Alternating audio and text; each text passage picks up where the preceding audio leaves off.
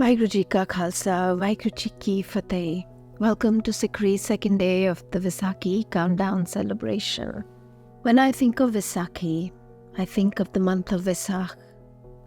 In Punjab, it is a time when the flowers of spring have faded, but the deciduous trees that had lost their leaves have brought forth new shoots and will soon be covered with fresh green leaves. The wheat ripens into gold, and farmers begin harvesting the crop. The hard work of preparing the soil, seeding it, watering the little shoots, and taking care as the plants grew has finally come to fruition as the harvest happens and kernels of wheat are gathered after threshing. A good harvest brings prosperity and joy. For generations, Vaisakhi was celebrated to mark the harvest and to give thanks for it. People would gather to share their joy and dance together. Guru Amar Das Ji began to organize gatherings of his Sikhs during this occasion and changed its flavor.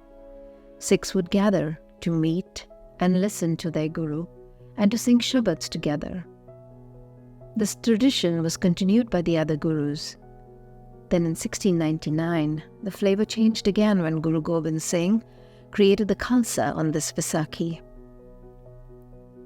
But today, I want to speak about Guru Arjan Sahib's description of the month of Vaisakh from his Baramah Bani in Rag Maj.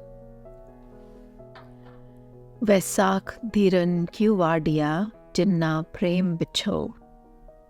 How can Vaisakh bring joy or bounty to those who are caught in separation and are disconnected from love?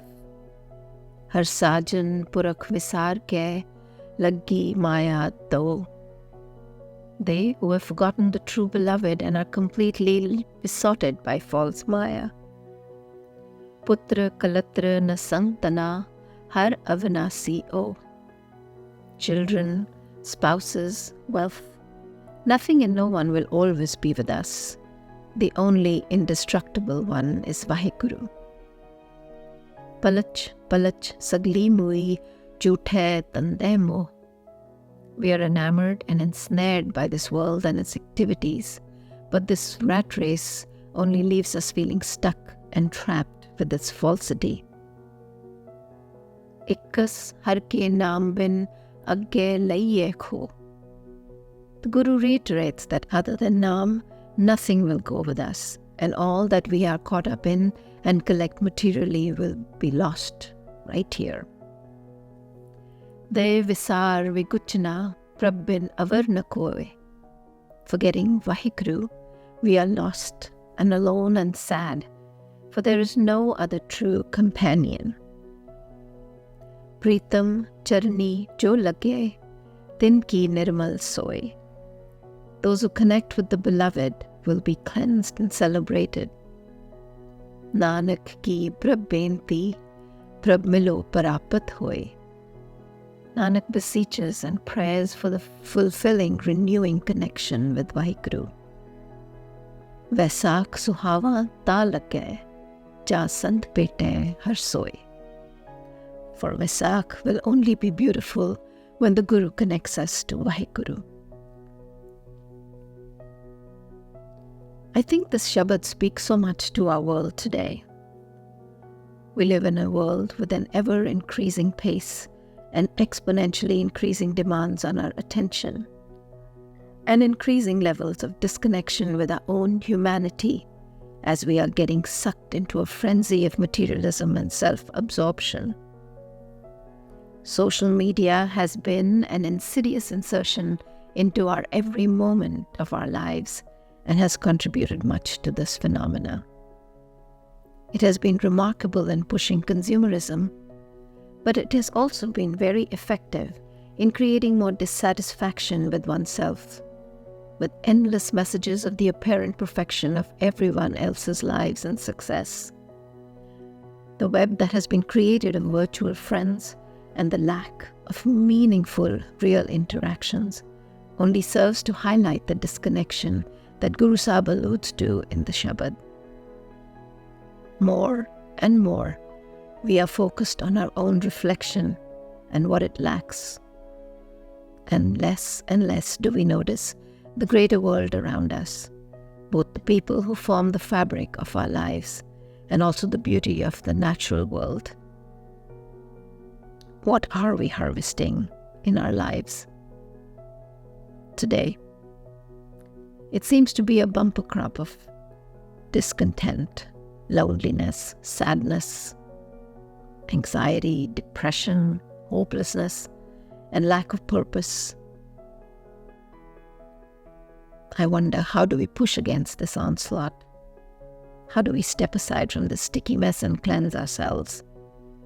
How do we renew our connection to Vaheguru so that Vaisakhi is indeed beautiful? I think Guru Sahib Shabad indicates both a need to do our part and to believe in and seek the sanctuary of Vaheguru. We need to commit ourselves to the Guru and live in accordance with Vaheguru's hukam. I think the Vaisakhi of 1699 was just such a call to commitment. We were asked to live and act and do with courage and compassion and do the right thing and give of ourselves in service.